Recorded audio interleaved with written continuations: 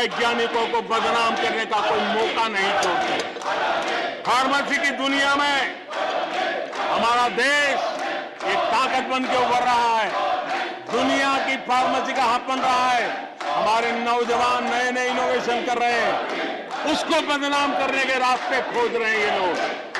उनको देश की चिंता नहीं है, अपने राजनीतिक उठापटक की चिंता है। ये दुर्भाग्य है देश का। आदरणीय सभापति जी, आज मैं बाली में था।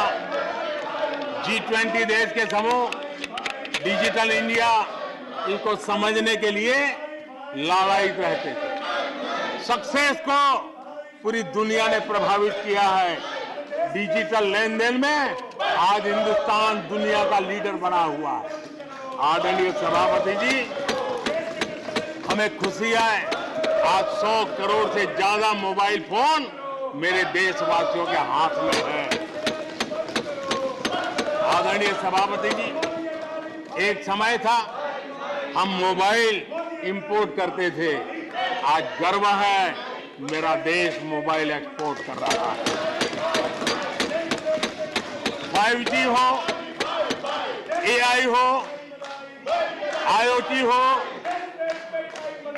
उस तकनीक को आज देश बहुत तेज गति से अपना रहा है, उसका विस्तार कर रहा है।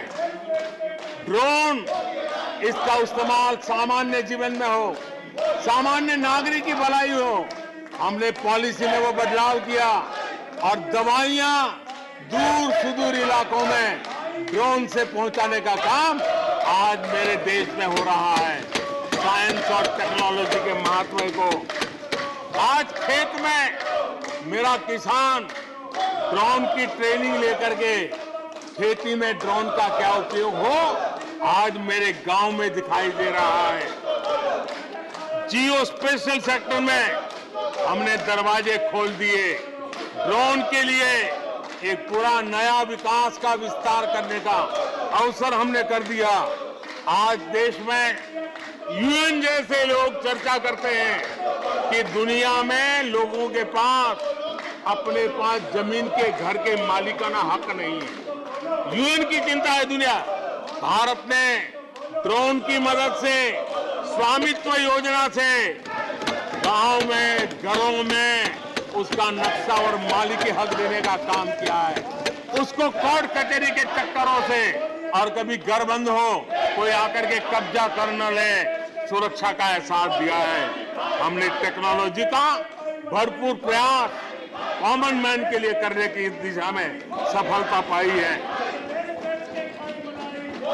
आज देश टेक्नोलॉजी के क्षेत्र में आधुनिक विकसित भारत के सपने में उसका महत्व हम समझते हैं और इसलिए ह्यूमन रिसोर्स डेवलपमेंट, इनोवेशन, इसका महत्व बहुत है। और इसलिए दुनिया की एकमात्र फॉरेंसिक साइंस यूनिवर्सिटी हमारे देश में है। हमने गति शक्ति यूनिवर्सिटी बना करके इंफ्रास्ट्रक्चर की दुनिया में एक नई पहल की है। हमने एनर्जी यूनिवर्सिटी बना करके आज देश रिन्यूएबल एनर्जी के क्षेत्र में एक नया जंप लगाए। अभी से हमारे नौजवान तैयार हो, उस दिशा में हम कर रहे हैं। हमारे देश में टेक्नोक्रेट की तरफ, इंजीनियर्स की तरफ, साइंस की तरफ नफरत करने में कांग्रेस ने अपने शासनकाल में कोई कमी नहीं रखी है और साइंस और टेक्नोलॉजी को सम्मान देने में हमारे कार्यकाल में कोई कमी नहीं रखी है। ये हमारा रास्ता है।